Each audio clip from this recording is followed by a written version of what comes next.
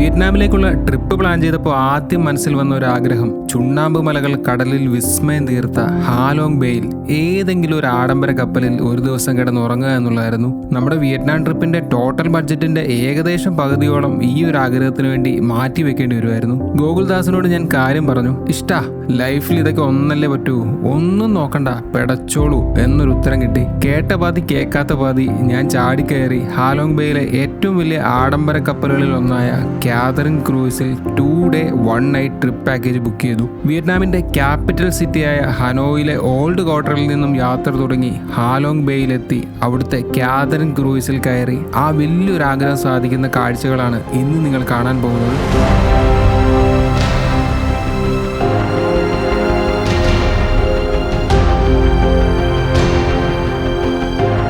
It's me, Shabin Shamsuddin with Goguldas. Welcome to Vietnam.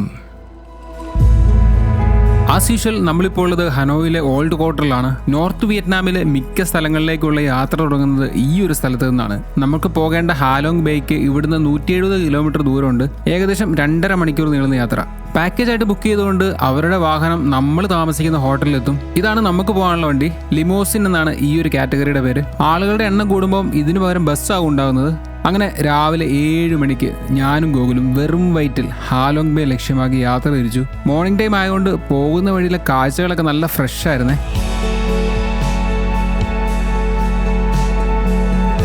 ഹനോയിൽ നിന്ന് പുറപ്പെട്ട് നമ്മൾ ഏകദേശം 1 മണിക്കൂർ 62 കിലോമീറ്റർ എത്തുമ്പോഴത്തേക്കിനും നമുക്കിവിടെ ഒരു സ്റ്റോപ്പിൽ നിർത്തി. ഇവിടെ എല്ലാം വണ്ടി ഇങ്ങനെ ഇട്ടിട്ടുണ്ട് കേട്ടോ. കുറേ ലിമോസിൻസും ബസ്സുകളും എല്ലാം ഇങ്ങനെ നിരത്തിയിട്ടിട്ടുണ്ട്. അവിടെ ഫുഡ് കഴിക്കാനുള്ള പരിപാടിയാണ്. 20 മിനിറ്റ് സമയമുണ്ട്. നമുക്കിത് ഒരു ID കാർഡ് തരും കേട്ടോ, വണ്ടിയുടെ നമ്പറാണ്.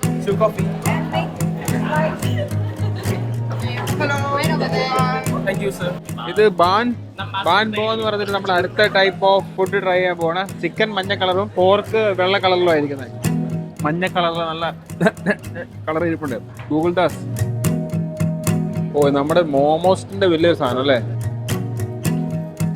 എക്സാക്ട്ലി ഒരു മോമോസിന്റെ ടേസ്റ്റ് ആണ്, പക്ഷെ എന്തൊരു ഫ്ലേവർ ഉണ്ട് അല്ലേ. ഒരു മഞ്ഞ കളറിലെ വീറ്റ് നല്ല ടേസ്റ്റ് ഉണ്ട്. ഇത് കുറച്ച് സ്പൈസി ആണല്ലോ, സൂപ്പർ. ആദ്യം ഒരു കുഴപ്പം ഈ പേപ്പർ ഒട്ടും ഇല്ലെന്നാണ്, അത് മാത്രമേ ഉള്ളൂ നെഗറ്റീവ്. പേപ്പർ കൂട്ടി അടിക്കുക അല്ലേ, പശുവൊക്കെ തിന്നുന്നല്ലേ.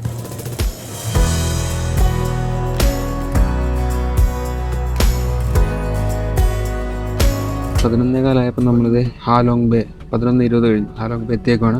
ശരിക്കും 2 മണിക്കൂർ ടൈം എടുത്തു. 2.5 മണിക്കൂർ അടുത്തെടുത്തു. പിന്നെ തുടക്കത്തിൽ കുറച്ച് ഡിലേ ആയി, എല്ലാവരും വരാനായിട്ട് നോക്കിയൊക്കെ നിന്നിട്ട് അങ്ങനെ നമ്മൾ ഹാലോങ് ബേയിൽ കാലുകുത്താൻ പോവുകയാണ്.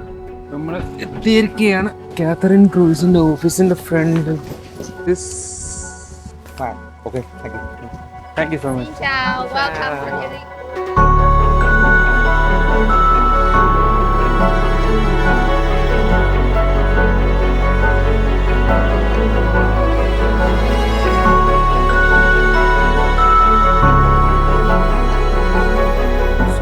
Gurkudas and Shabin.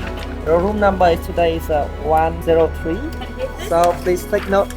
Get on the cruise. We will remind you every day. Okay. It will be starting in 12:15.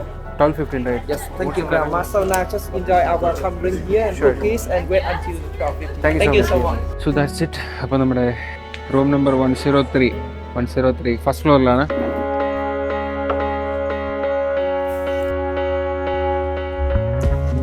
ഇഞ്ചി വെള്ളം നാരങ്ങ കൂടെ പിഴിഞ്ഞ് ഒഴിക്കാൻ അടിപൊളിയാണ്.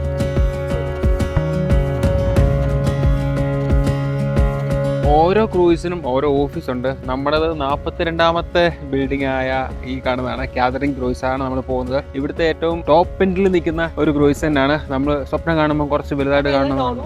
5 സ്റ്റാർ പ്ലസ് ആണ് ഇതിന്റെ റേറ്റിംഗ്. Let's see. ഈ ഹാലോങ് ബേയിൽ കുറേ ക്രൂയിസുകളുണ്ട് കേട്ടോ, കുറേ അധികം ക്രൂയിസുകളുണ്ട്. അത് പല ടൈപ്പ് ഉണ്ട്. നിങ്ങൾക്ക് ഇപ്പോൾ ഇവിടെ രാവിലെ വന്നിട്ട് ഒരു ഡേ ക്രൂയിസ് മാത്രം എൻജോയ് ചെയ്തിട്ട് പോകണമെങ്കിലും അതിനും ഓപ്ഷൻസ് ഉണ്ട്. ഒരു 3000 to 4000 റേഞ്ചിലൊക്കെ 4 സ്റ്റാർ 5 സ്റ്റാർ ക്രൂയിസുകളൊക്കെ ഒരു ഡേ ട്രിപ്പ് എൻജോയ് ചെയ്തിട്ട് പോകാം. അതായത് വിത്ത് ഫുഡ്, വ്യൂ പോയിന്റ്സിൽ കൊണ്ടുപോകും, ബീച്ചിൽ ഇറങ്ങാം, അങ്ങനത്തെ ഓപ്ഷൻസ് ഒക്കെ ആയിട്ട് ഡേ ട്രിപ്സ് ഉണ്ട്. നമ്മൾ ചൂസ് ചെയ്ത് ഒരു ഓവർനൈറ്റ് സ്റ്റേ ഒക്കെ ചെയ്ത് ആ ഒരു മൂഡ്, അതായത് ക്രൂസിൻ്റെ ഒരു ഫീലും അതിൻ്റെ ഒരു ലക്ഷറിയൊക്കെ അനുഭവിക്കണം എന്നുള്ള ആഗ്രഹം ഉള്ളതുകൊണ്ട് നമ്മൾ ചെയ്തതാണ് ഇങ്ങനത്തെ ഒരു വലിയൊരു ടാസ്ക്. നമ്മളെടുത്തേക്കുന്നത് ബേസ് റൂമാണ്. അതിന് തന്നെ 27,000 ഒരാൾക്ക് ഒരു ദിവസത്തേക്ക്. അതായത് ഇന്ന് 11 മണിക്ക് ചെക്ക് ഇൻ ചെയ്തിട്ട് നാളെ 10:30 ആകുമ്പോൾ ചെക്കൗട്ട്. അപ്പോൾ അത്രയും സമയത്തേക്കാണ് നമ്മുടെ കയ്യിൽ നിന്ന് ഒരാൾക്ക് 27,000 രൂപ ചാർജ് വന്നിരിക്കുന്നത്.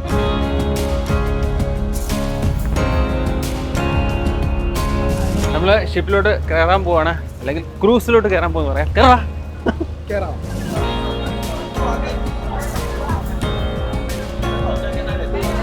നമ്മൾ സ്വീകരിക്കാൻ ആരുമില്ല. 3rd ഫ്ലോറിലോട്ട് പോവാണ്. മൊത്തം 4 നിലകളുള്ള ഒരു ക്രൂസാണ്. 5 സ്റ്റാർ ക്രൂസാണ്. അപ്പോൾ നമുക്ക് ആദ്യമേ കിട്ടിയത് 1st ഫ്ലോർ ആയിരുന്നു. 1st ഫ്ലോറിൽ ഇവർ തന്നെ പറഞ്ഞായിരുന്നു അങ്ങോട്ടും ഇങ്ങോട്ടും ആൾക്കാർ നടക്കുന്നതും പിന്നെ ആ മോട്ടറിൻ്റെ സൗണ്ടൊക്കെ കുറച്ചധികം ഉണ്ടാവാൻ ചാൻസ് ഉണ്ടെന്ന്. അപ്പോൾ 3rd ഫ്ലോറിൽ റൂം വേക്കൻ്റ് ആണെന്ന് പറഞ്ഞായിരുന്നു. പിന്നെ നമ്മളിവിടെ ക്യാമറ ഒക്കെ ആയിട്ട് ഷോ കളിച്ച് നടക്കുന്നുണ്ടപ്പോൾ അവർ പറഞ്ഞു 3rd ഫ്ലോറിലോട്ട് പോക്കോ, ഞങ്ങൾ ഫ്രീ ആയിട്ട് അപ്ഗ്രേഡ് ചെയ്ത് തരാമെന്ന്. മിസ്റ്റർ ഗോകുൽദാസിൻ്റെ ടിങ്ടോങ് ഒക്കെ അവർ കണ്ടിട്ടാണ് ഞങ്ങൾക്ക് അതിലൊരു സ്റ്റോറി ഒക്കെ ഇട്ട് തന്നാൽ പറഞ്ഞിരിക്കുന്നത് കേട്ടോ. അപ്പോൾ നമ്മൾ 3rd ഫ്ലോറിലെ 3ാമത്തെ നമ്പർ റൂമിലായിരിക്കും ഇന്നത്തെ നമ്മുടെ സ്റ്റേ. കൊള്ളാമല്ലോ. വാവ്, ഒരു കപ്പലിൻ്റെ ഉൾവശമാണ് നിങ്ങൾ കാണുന്നത്. ഒരു കപ്പലിൻ്റെ ഉൾവശം. നമ്മുടെ ക്രൂസ് അങ്ങനെ ഹാലോങ് ബേ തീരം വിടുകയാണ് ഗൈസ്. പിന്നെ നമ്മുടെ ഈ ക്രൂസിന്റെ കൂടെ ഇങ്ങനെ ചെറിയൊരു ബോട്ട് എപ്പോഴും കാണും. എനിക്ക് തോന്നുന്നു അവിടുന്ന് ബാക്കി സ്ഥലത്തോട്ടൊക്കെ ട്രാൻസ്പോർട്ട് ചെയ്യാൻ വേണ്ടിയായിരിക്കും.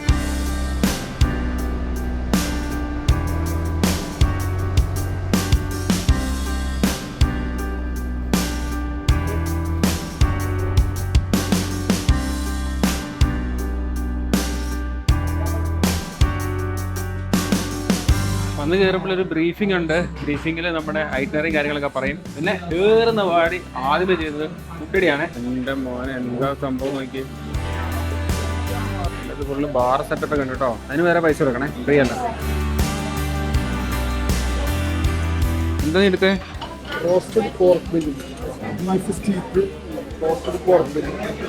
ആയി മൺകുട്ടി. എനിക്ക് തോന്നുന്നു ഇവിടുത്തെ മെയിൻ പരിപാടി ഫുഡ് അടിയാൻ തോന്നുന്നു കേട്ടോ. കിടിലൻ സെറ്റപ്പ്, എന്തൊക്കെയോ ഒക്കെ സാധനങ്ങളുണ്ട്. അതിൻ്റെ പേരും കാര്യങ്ങളൊന്നും കിട്ടുന്ന മനസ്സിലാകുന്നില്ല. കൊഞ്ചും ഞണ്ടും കാര്യങ്ങളൊക്കെ കണ്ടിട്ട് മനസ്സിലായി.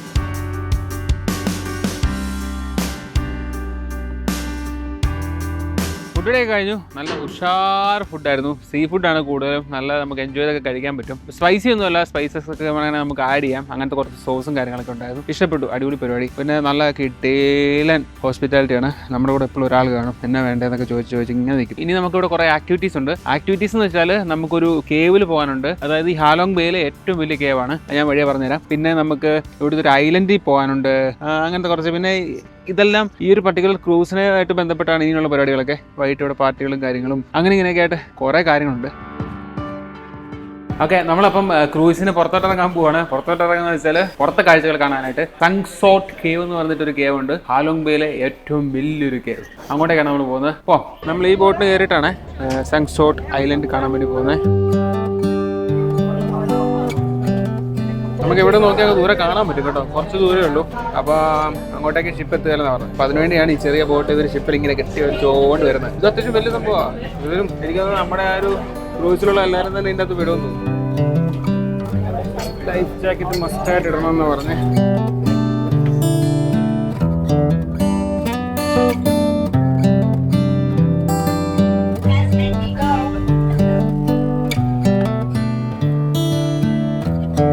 കേവിന്റെ പേരറിയോ? സങ്സോട്ട് കേവ്. ഇതാണ് എൻ്റെ ടിക്കറ്റ്, എൻട്രി ടിക്കറ്റ്. ഇത് ആക്ച്വലി സൈറ്റ് സീയിങ് ടിക്കറ്റിന് 550K ആണ് റേറ്റ് വരുന്നത്. ഇത് ഓൾറെഡി നമ്മൾ ക്രൂസിന്റെ പാർട്ടായിട്ട് വന്നുകൊണ്ട് അവർ എടുത്തിട്ടുണ്ടായിരുന്നു കേട്ടോ. 550K എന്ന് പറയുമ്പോഴത്തേക്കിന് ഏകദേശം എത്ര 200 രൂപ അടുത്തൊക്കെ വരുള്ളൂ തോന്നുന്നു. ഗൂഗിളെ നമ്മൾ വരുന്ന പ്രമാണിച്ചാന്ന് തോന്നുന്നു. സങ്സോട്ട് കേവിന്റെ ചരിത്രത്തിൽ ഇത്രയും തിരക്കുണ്ടായിട്ടില്ലെന്ന് പറയുന്നത്. ഫുള്ള് ജനം. അതെ, ആ ബോട്ടിൽ നിന്ന് ഇറങ്ങിയവർക്ക് കര കാലുത്താൻ പോലും ഇടയില്ല. എന്നിട്ട് ഇപ്പം ഓരോരുത്തരും നിന്ന ക്യൂ 3 ആയിട്ടൊക്കെ നിർത്തുന്നു. 3 പേര് നേരെ നിൽക്കാനൊക്കെ പറഞ്ഞിട്ട് ക്യൂ ഇട്ടിട്ടുണ്ട്. ഈ സങ്സോട്ട് കേവ് ഈ ഹാലോങ് ബേയിലെ ഏറ്റവും വലിയ കേവാന്ന് പറഞ്ഞല്ലോ. അതായത് 700 സ്റ്റെപ്പ് നടക്കണം. അതുകൂടാതെ 1 കിലോമീറ്റർ നടക്കണം കേട്ടോ. ഏകദേശം 1 മണിക്കൂർ എടുക്കും ഒരറ്റത്തു നിന്ന് അപ്പുറത്തെ അറ്റം വരെ എത്താനായിട്ട് without taking photographs and videos. സംഭവം എക്സ്ട്രീം സ്ലോ മൂവിങ് ട്രാഫിക് ആണ്. നമ്മൾ ക്യൂ കയറ്റി വിടുന്നതും കഴിഞ്ഞ് മുമ്പോട്ട് വന്നു. പക്ഷേ മുകളിലോട്ടൊക്കെ ഭയങ്കര തിരക്കാം. 1 മണിക്കൂർ എടുക്കും ഒരിടത്തു നിന്ന് ഇറങ്ങി അപ്പുറത്ത് എത്താനായിട്ട്. ഇനിയിപ്പം നമ്മൾ വിടുന്ന സമയത്ത് നിങ്ങൾ എത്തിയില്ലെങ്കിൽ നാളെ നമുക്ക് പിക്ക് ചെയ്യാൻ പറ്റുള്ളൂ. ഈ കാട്ടിൽ കിടന്ന് ഉറങ്ങും എന്താല്ലേ പറയുന്നത്? അങ്ങനെയൊക്കെ പറയാം. 1969 ഐലറ്റുകളുള്ള ഹാലോങ് ബേയിൽ ഇതുവരെ 60-ൽ പരം കേവുകൾ കണ്ടുപിടിച്ചിട്ടുണ്ട്. അതിൽ ഏറ്റവും വലുതാണ് കേട്ടോ സങ്സോട്ട് കേവ്.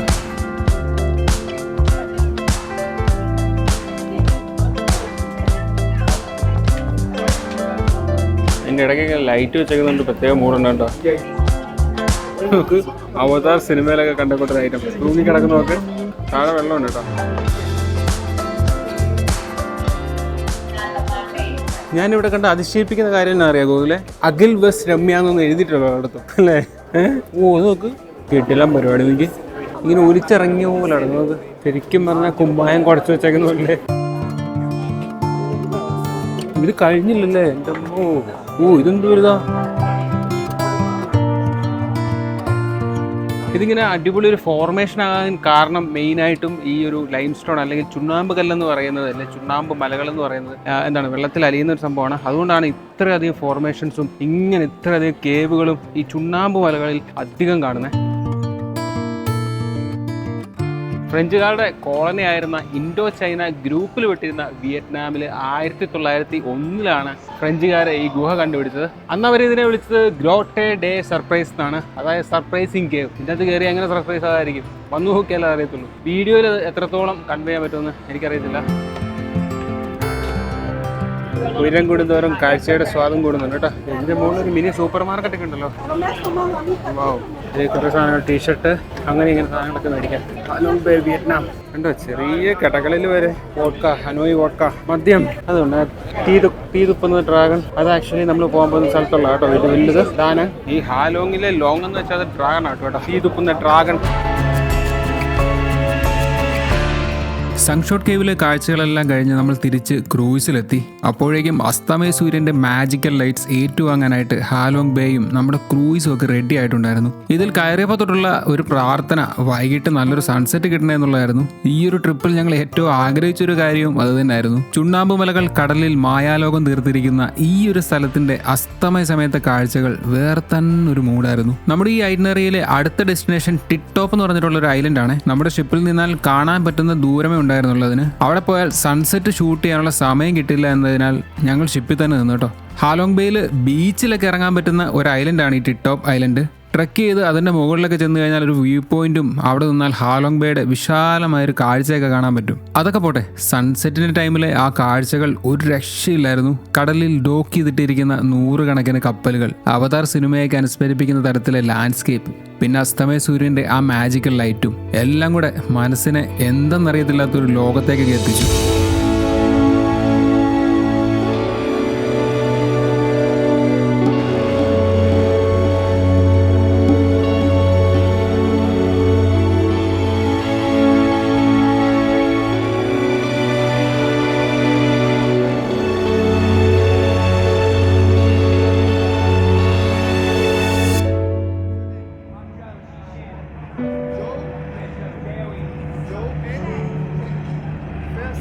ഈ റൂമിൻ്റെ സെറ്റപ്പിനെ പറ്റി പറയുകയാണെങ്കിൽ വലിയൊരു ബെഡാണ്. എനിക്കൊന്ന് 3 പേർക്ക് സുഖമായിട്ട് കിടക്കാം, അമ്മാതിരി ഒരു ബെഡാണ്. പിന്നെ ഇവിടെ കുറേ നമ്മുടെ സാധനങ്ങളൊക്കെ ഇരിപ്പുണ്ട്.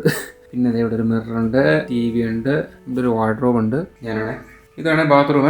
ബാത്റൂമിൽ ഇത് അവിടെ ഒരു ബാത്ത് ടബ് ഉണ്ട്, അവിടെ ഒരു കട്ടൺ ഉണ്ട്. ആ കട്ടൺ പൊക്കി കഴിഞ്ഞാൽ അവിടെ കിടന്നുകൊണ്ട് നമുക്ക് കടൽ കണ്ട് കുളിക്കാം. പിന്നെ ഇവിടെ നിന്ന് ഇങ്ങനെ വന്ന് ഇവിടെ ഒരു ഡോറുണ്ട്. ആ ഡോറ് തുറന്നു കഴിഞ്ഞാൽ പുറത്ത് ഇത് നിങ്ങൾ വരുമ്പോൾ കാണത്തില്ല കേട്ടോ, അത് ഗോകുൽദാസാണ്. ഇവിടെ ഇങ്ങനെ സെറ്റപ്പ് ഉണ്ട്, നല്ലൊരു ബാൽക്കണി. അങ്ങനെ രാത്രി ആകുമ്പോഴത്തേക്കിനും കണ്ടോ കപ്പലുകളൊക്കെ ലൈറ്റൊക്കെ ഇട്ട് കാഴ്ചകളൊക്കെ കാണാം. നമ്മൾ ഡിന്നർ കഴിക്കാൻ വന്നേക്കോ കേട്ടോ. ഡിന്നർ എന്ന് പറഞ്ഞാൽ ഉച്ചക്കത്തെ പോലെ ബുഫേ അല്ല. നമ്മൾ ഉച്ചയ്ക്ക് നമ്മളോട് എന്താണ് താല്പര്യം എന്നൊക്കെ ചോദിച്ചായിരുന്നു. പിന്നെ നമ്മുടെ ഇവിടുത്തെ ആക്ടിവിറ്റീസ് ഒക്കെ ഇവർ ഷൂട്ട് ചെയ്തിട്ടുണ്ടായിരുന്നു ഡ്രോണും അതൊക്കെ വെച്ചിട്ട്. അത് അവിടുത്തെ ഒരു സ്ക്രീനിൽ ഇട്ടിട്ടുണ്ട്. ഞാൻ ഇംഗ്ലീഷ് സിനിമയിലൊക്കെ കണ്ടിട്ടുള്ളൂ ഇത്. അയ്യോ, എല്ലാവരും ഭയങ്കര കിടിലൻ ഡ്രസ്സൊക്കെ ഇട്ടാ വന്നേക്കുന്നത്. ഞാൻ ചുമ്മാ ഒരു നൈറ്റ് ഡ്രസ്സൊക്കെ ഇട്ടാ വന്നേക്കുന്നത്. പിന്നെ ടൈറ്റാനിക് പടത്തിലൊക്കെ ഇല്ലേ, രാത്രിക്ക് അവർ ഫുൾ ഒരുങ്ങിയൊക്കെ വന്നിട്ട് പാട്ടൊക്കെ ഇട്ടിട്ട് അങ്ങനത്തെ ഒരു മൂഡ്, അങ്ങനത്തെ സെറ്റപ്പ് ആട്ടോ. ഒരു പുള്ളി അവിടെ നിന്നിട്ട് മറ്റേ കാബൂളി വാലയുടെ സാധനമില്ല, എന്താ പറയുന്നത്, ഇതൊക്കെ വായിക്കുന്നുണ്ട്. ഫസ്റ്റ് ഇത് ഇങ്ങനെ ഒരു ബ്രെഡും പിന്നെ അതിൻ്റെ കൂട്ടത്തിൽ എന്തോ ഒരു സാധനം, അതിൻ്റെ പേര് ഞാൻ ചോദിച്ചിട്ടുണ്ടെങ്കിൽ മനസ്സിലായില്ല. പിന്നെ താഴെ കിടക്കുന്ന ഉണ്ടയില്ല, അതൊക്കെ മറ്റേ കുരുമുളക് കേട്ടോ. പിന്നെ ഇവിടെ ഒലിവും അതിൻ്റെ ഒരു സാധനം, അതാണ് സ്റ്റാർട്ടറായിട്ട് നമുക്ക് വരുന്നത്. നെക്സ്റ്റ് വന്നൊരു സൂപ്പാണ്, ഹാലോങ് ബേ സ്പെഷ്യൽ സൂപ്പാണ്. കഴിച്ചു നോക്കിയിട്ട് അങ്ങനെ വലിയ സ്പൈസി ഒന്നുമില്ല. എടാ കുരുമുളക് പൊടിയൊക്കെ ഇട്ട് വന്നാൽ നല്ലതായിരിക്കും. അടുത്ത ഐറ്റം വന്നിട്ടുണ്ട്. ഇവിടുത്തെ സെറ്റപ്പ് എങ്ങനെയാണെന്ന് വെച്ചാൽ ഇങ്ങനെ ഓരോരോ ഐറ്റംസ് ഇങ്ങനെ കൊണ്ടു തന്നുകൊണ്ടിരിക്കും, അല്ല എല്ലാം കൂടെ കൊണ്ടുവെക്കത്തില്ല കേട്ടോ. പിന്നെ ഐറ്റംസ് ഇങ്ങനെ വന്നുകൊണ്ടിരുന്നു. ടൈഗർ ഷ്രിമ്പ് വന്നു, സ്പെഷ്യൽ സോസിൽ ഫിഷും ഒരു നൂഡിലും ഒക്കെ മിക്സ് ചെയ്തൊരു ഐറ്റം വന്നു. ക്രിസ്മസ് സ്പെഷ്യലാണ്.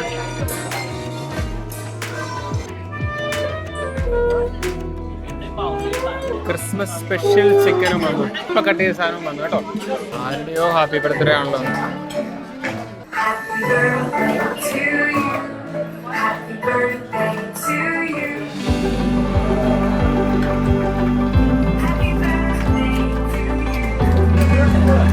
Happy birthday.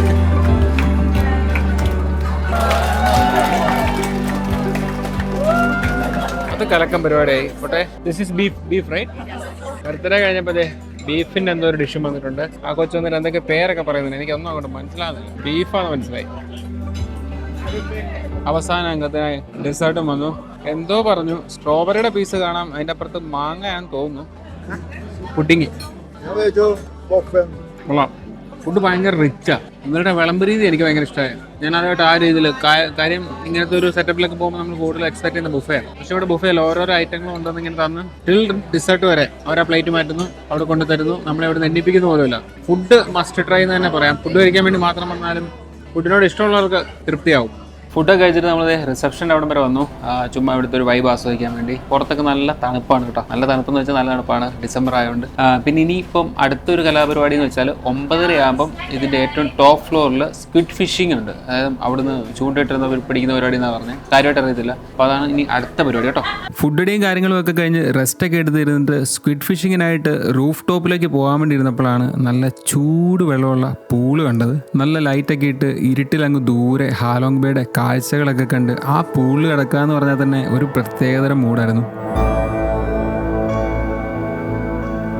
നമ്മുടെ സെക്കൻഡ് ഡേ ആണ്. ഒരു കിഡിലൻ സൺറൈസ് കണ്ടിട്ട്, അതായത് ഇത്ര ദിവസം സൺറൈസ് കിട്ടില്ലായിരുന്നു പറഞ്ഞു. ഭയങ്കര ഫോഗൊക്കെ അടിച്ച് കിടക്കുമായിരുന്നു. നമുക്ക് നല്ല കിട്ടുക്കാച്ചൊരു സൺറൈസ് കിട്ടി. രാവിലെ തന്നെ ഫോ ഉണ്ടായിരുന്നു, ചിക്കൻ ഫോയും ബീഫ് ഫോയും. അതൊക്കെ കഴിച്ചിട്ട് നമ്മളിത് നമ്മുടെ ചെറിയ ബോട്ടിൽ കയറിയിട്ട് ഇവിടെ ഒരു ലുവോൺ കേവ് എന്ന് പറഞ്ഞൊരു കേവ് ഉണ്ട്. അതാണ് നമ്മുടെ തേർഡ് ലൊക്കേഷൻ. അങ്ങോട്ടേക്കാണ് പോകുന്നത്. അതായത് നമ്മളിങ്ങനെ ഒരു ടണൽ ഇങ്ങനെ തൂങ്ങി കിടക്കുന്ന ചുണ്ണാമ്പ് കല്ലുകൾ, അതാണല്ലോ ഇവിടുത്തെ കോമൺ കാഴ്ച. പക്ഷേ അതിൻ്റെ ഇടയ്ക്കൂടെ നമുക്ക് ബോട്ടിൽ പോകാൻ പറ്റും. ബോട്ടെന്ന് പറഞ്ഞാൽ ഒന്നെങ്കിൽ നമുക്ക് കയാക്ക് എടുക്കാം, അതല്ലെങ്കിൽ ഈ മുളയില്ലേ ബാമ്പു ബോട്ട്, അതിൽ പോകാം. കയാക്കാണെങ്കിൽ ഒരു കയാക്കിൽ 2 പേര്, ബാമ്പു ബോട്ടാണെങ്കിൽ ഒരെണ്ണത്തിൽ 7 പേർക്ക് വരെ കയറാം. ആ ഒരു സെറ്റപ്പാണ് നമ്മളിനി കാണാൻ പോകുന്നത്.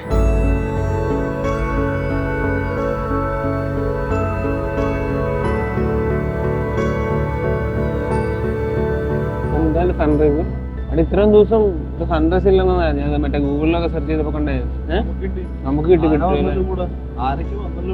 കുറെ പേരുണ്ട്. അവിടെ ഒന്നും പേരൊന്നും അറിയത്തില്ല.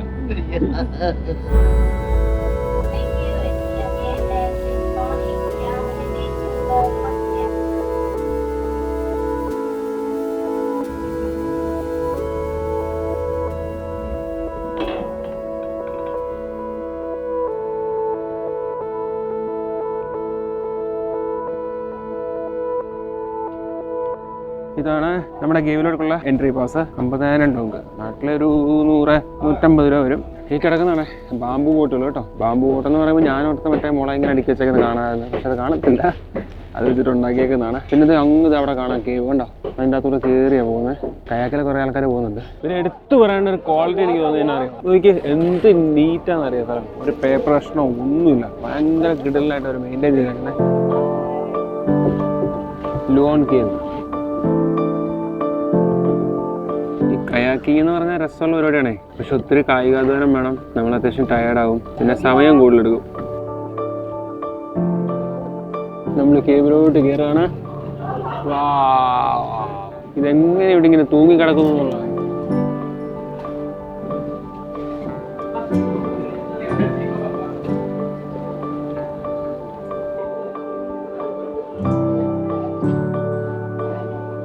അതായത് നമ്മൾ ആ ഗുഹയിൽ കൂടെ കയറിയിട്ട് വേറൊരു ലോകത്ത് വന്ന ഫീല്. ഫുള്ള് ക്ലോസ് ചെയ്താണ് മലകൾ. അതിൻ്റെ ഇടയ്ക്കൂടെ ഇങ്ങനെ ചെറിയ കനാല് പോലെ ഇങ്ങനെ വെള്ളം. അത് രാവിലെ നല്ല രസമുണ്ട്. വെള്ളത്തിൻ്റെ കളറ് സൂപ്പർ പരിപാടി. ചെറിയൊരു തണുപ്പുണ്ട്, ചെറിയൊരു കാറ്റൊക്കെ ഉണ്ട്. നല്ല മൂട് പരിപാടി. അതായത് നമ്മൾ ആ ഗുഹയ്ക്കകത്തോടെ കയറി കഴിഞ്ഞിട്ട് പിന്നെ എന്താ പറയുക, വലിയൊരു കുളം എന്ന് വേണമെങ്കിൽ പറയാം. ചുറ്റും ഈ ലൈം സ്റ്റോൺ മലകളുള്ള വലിയൊരു കുളം. ആ കുളത്തിൽ കൂടെയാണ് നമ്മളിങ്ങനെ ഈ മുളവഞ്ചിയിൽ പോകുന്നത്. ഈ അവസരത്തിൽ എൻ്റെ മനസ്സിലേക്ക് വരുന്ന പാട്ട് ഏതാണെന്ന് അറിയോ? ഷാബ ഷാബ ഷാബ ഷാബ ഷാബ ഷാബ ഷാബ. മങ്കി ഇത് അവിടെ കുറേ ആണ് കുരങ്ങന്മാര്.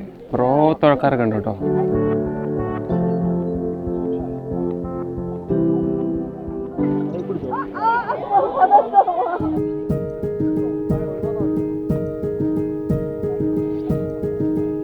വീണ്ടും കേവിലൂടെ കയറി തിരിച്ചു പോവാണ്. ലുവോൺ കേവ് 100 മീറ്റർ നീളവും 3 മീറ്റർ ഹൈറ്റും 4 മീറ്റർ വീതിയുള്ള ലുവോൺ കേവിൽ കൂടാണ് നമ്മൾ തിരിച്ചു പോകുന്നത്. ആക്ച്വലി ഇതിനെ ഗേറ്റ് ടു ഹെവൻ എന്നൊക്കെ തന്നെ വിളിക്കാം കേട്ടോ. നമ്മൾ ഇതിലൂടെ കയറി ഇപ്പുറത്തെത്തുമ്പോൾ വേറൊരു സ്ഥലമാണ്. പുറത്തുനിന്ന് സൂര്യപ്രകാശം വെള്ളത്തിലടിച്ചിട്ട് വെള്ളത്തിന്റെ റിഫ്ലക്ഷൻ.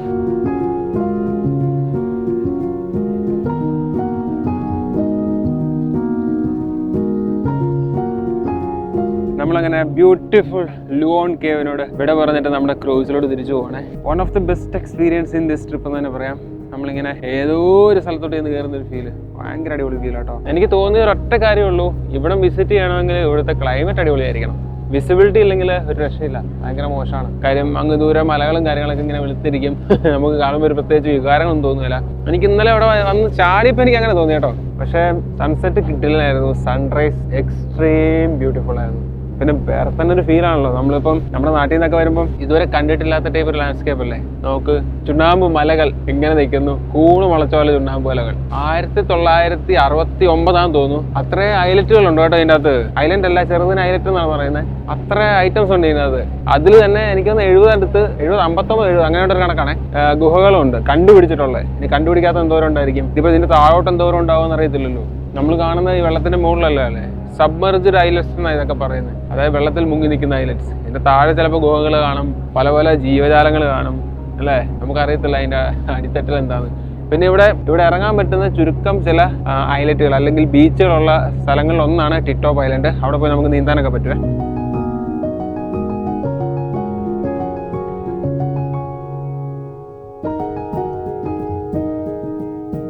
നമ്മൾ 9:30 റൂമിൽ നിന്ന് ചെക്കൗട്ട് ചെയ്യണം. ചെക്കൗട്ട് ചെയ്ത് കഴിഞ്ഞിട്ട് ബ്രഞ്ചാണ്, ബ്രേക്ക്ഫാസ്റ്റ് പ്ലസ് ലഞ്ച്. അത് കൂട്ടിയൊരു സെറ്റപ്പാണ് ഇനിയുള്ളത്. അതുപോലെ കഴിഞ്ഞിട്ട് നമ്മൾ ക്രൂസിന് പുറത്തോട്ട് ഇറങ്ങാം. ഒത്തിരി ആഗ്രഹിച്ച് ഇങ്ങനൊരു സെറ്റപ്പ് അനുഭവിക്കാൻ സാധ്യതയില്ലാത്തൊരു സാഹചര്യത്തിൽ നിന്ന് വന്നതുകൊണ്ടാണോ എന്നറിയത്തില്ല. ഞങ്ങളെ സംബന്ധിച്ച് ഇത് ജീവിതത്തിൽ പകരം വെക്കുവാനില്ലാത്ത ഒരു ദിവസമായിരിക്കും.